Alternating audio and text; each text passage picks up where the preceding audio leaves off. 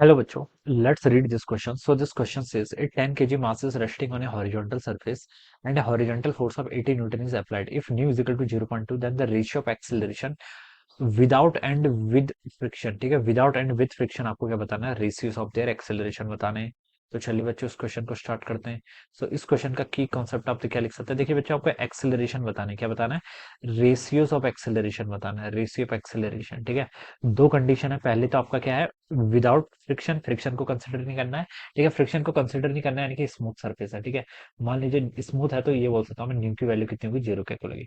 ये पार्टिकल है, बॉडी है। ठीक है, इस पर आपका कितना लग रहा है, 80 न्यूटन का हॉरिजॉन्टल डायरेक्शन में फोर्स लग रहा है। ठीक है, और मास आपको गिवन कर रखा है कितना है, 10 केजी के इक्वल है। इसका एक्सेलरेशन बताना है, एक्सेलरेशन देखिए कितना होगा, सिर्फ एक ही फोर्स लग रहा है। ठीक है, दूसरा ग्राउंड के साथ कांटेक्ट में है, ग्राउंड के साथ कांटेक्ट में है, लेकिन फ्रिक्शन फोर्स लग नहीं रहा है। ठीक है, एक फोर्स आपका 10 100 न्यूटन डाउनवर्ड ऐसे लग जाएगा ग्रेविटी के कारण, तो इसका नॉर्मल ऐसे आ जाएगा। ठीक है, नॉर्मल और एमजी का तो कोई वर्क डन होगा नहीं, वर्क फोर्स यानी कि एक्सेलरेशन देखिए किस डायरेक्शन में है, हॉरिजॉन्टल डायरेक्शन में है ना, तो acceleration simply force by mass कर लीजिए। ठीक है, फोर्स बच्चों कितना आपका 80 न्यूटन डिवाइडेड बाय मास, मास 10 के इक्वल दे रखा है, तो 80 बाय 10 करेंगे तो 8 मीटर पर second square, this should be the acceleration. तब विदाउट फ्रिक्शन, फ्रिक्शन को कंसिडर नहीं किया।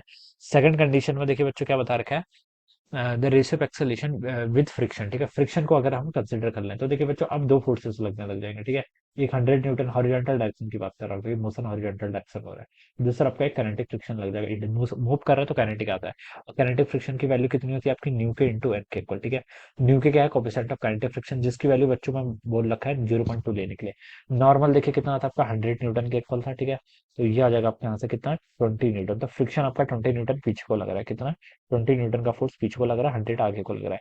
अब यहाँ से आप देखिए न्यूटन लॉज ऑफ मोशन लगा लीजिए, एम में कितना हो जाएगा आपका, 100 तो आगे लग रहा है बच्चों, माइनस आपका 20 न्यूटन पीछे लग रहा है। तो मास कितना है बच्चों, इसका मास 10 केजी दे रखा है, तो यहाँ से आप लिख लीजिए 10 ए कितना हो जाएगा, 100 माइनस 20 80। तो बच्चों एक्सेलरेशन आ गया आपका 8 मीटर पर सेकंड स्क्वायर। ठीक है,